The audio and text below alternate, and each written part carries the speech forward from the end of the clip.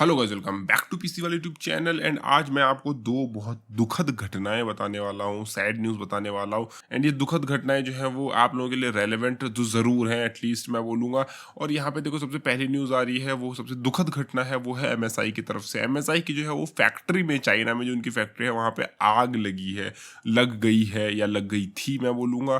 तो उस फैक्ट्री में अब देखो कितना नुकसान हुआ, कितना क्या हुआ, वो तो अभी कुछ समय बाद पता चलेगा, एमएसआई जब बताएगा आगे से। लेकिन आग लगी थी और भयानक आग लगी थी। तुम देख सकते हो यहाँ पे स्मोक वगैरह और किस तरीके का यहाँ पे माहौल है, तुम वो देख सकते हो। बाकी मैं तुमको इतना बोलूंगा कि देखो, अभी के लिए एमएसआई ने इतना कुछ बताया नहीं है कि ये फैक्ट्री से देखो क्या क्या बन रहा था, यहाँ पे क्या नहीं बन रहा था। ये जो फैक्ट्री है, ये एक पीसीबी मैन्युफैक्चरिंग फैक्ट्री है, जहाँ पे तुम्हारे मदरबोर्ड्स, तुम्हारे ग्राफिक कार्ड, तुम्हारा मे बी लैपटॉप से जो भी और भी कंपोनेंट जहाँ पे पीसीबी की जरूरत होती है, वो एमएसआई यहाँ पे पीसीबी मैन्युफैक्चर करता था। तो वो पीसीबी के अंदर कुछ भी हो सकता है, तुम्हारे ग्राफिक कार्ड, मदरबोर्ड, तुम्हारे एमएसआई जो अपने लैपटॉप्स बेचता है उनकी पीसीबी, तो बहुत सारी चीज़ें हैं। तो अभी एमएसआई ने बताया नहीं कि यहाँ पे जो है वो इस आग लगने की वजह से जो है वो तुम्हारे ग्राफिक कार्ड में कितना डिले आएगा, तुम्हारे कौन कौन से ग्राफिक कार्ड में डिले आ सकता है, दिक्कतें आ सकती हैं, मदरबोर्ड्स में क्या दिक्कतें आ सकती है, वो सब एमएसआई ने बताया नहीं।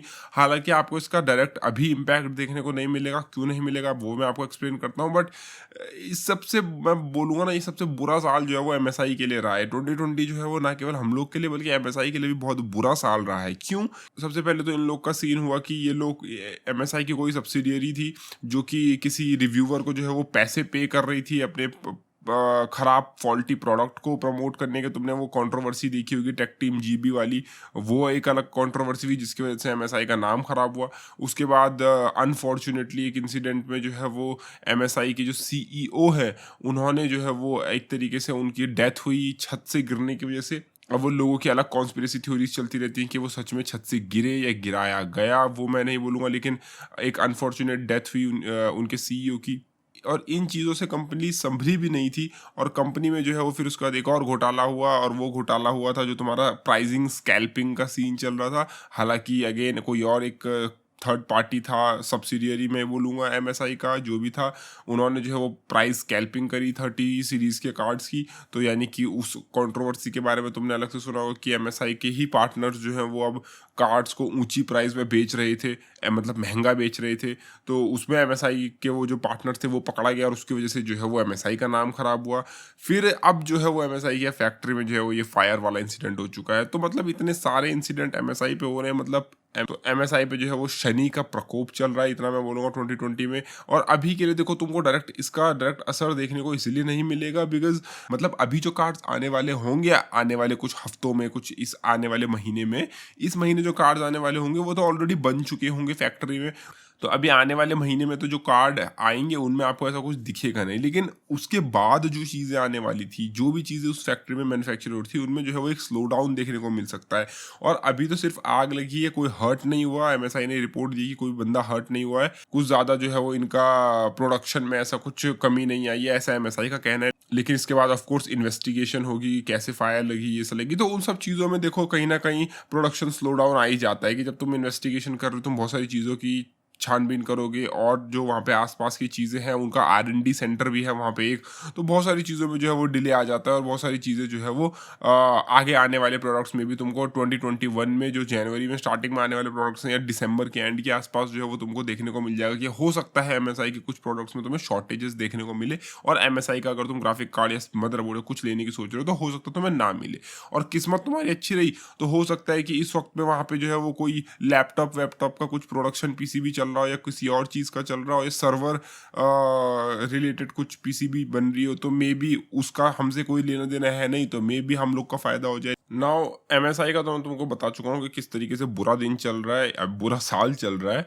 और हो सकता है आप में से कोई एमएसआई का प्रोडक्ट बाय करने में इंटरेस्टेड हो तो जल्दी से जल्दी बाय कर लेना, बिकॉज कुछ भी हो सकता है। तीसरा देखो, अभी मैं आपको दूसरी बैड न्यूज़ दूंगा कि वो बैड न्यूज़ ये है कि आपका जो 6800 AMD का ग्राफिक कार्ड आने वाला है नॉन एक्सटी, जो कि 3070 से कम्पीट करेगा, वो graphic card crypto currency mining में 3090 से फास्टर है। क्रिप्टो करेंसी माइनिंग देखो, जिसको नहीं पता तो देखो, वर्चुअल करेंसीज होती हैं, जैसे आपका डॉलर, यूरो, इंडियन रुपीज, इस टाइप की आपकी करेंसीज होती है ना, तो वैसे ही क्रिप्टो करेंसीज भी होती है जो कि ऑनलाइन डिजिटल करेंसीज होती हैं।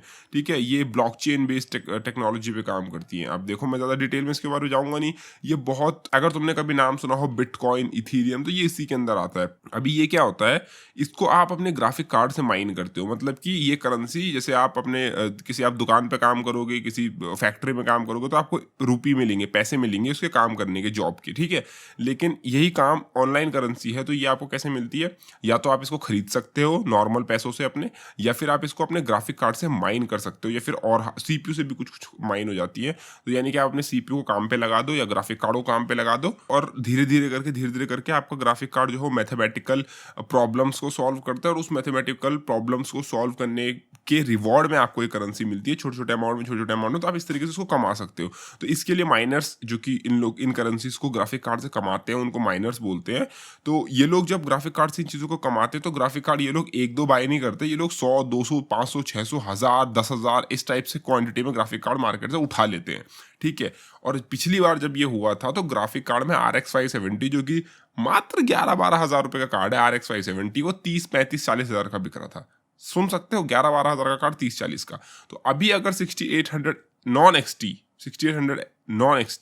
अगर 3090 को बीट कर रहा है, उससे आधी के भी आधी कीमत पे आता है वो। ठीक है, वो अगर माइनिंग में उससे 1.5x अगर फास्टर सच में निकलता है, और माइनिंग वाले लोग इसे लेते हैं, क्योंकि उनका एक इतना सस्ता वाला कार्ड जो है वो अगर 3090 का काम कर रहा है, तो उनका प्रॉफिट बन रहा है। उनका अगर प्रॉफिट ज़्यादा बन रहा है, तो वो ऑफकोर्स इस कार्ड को लेंगे।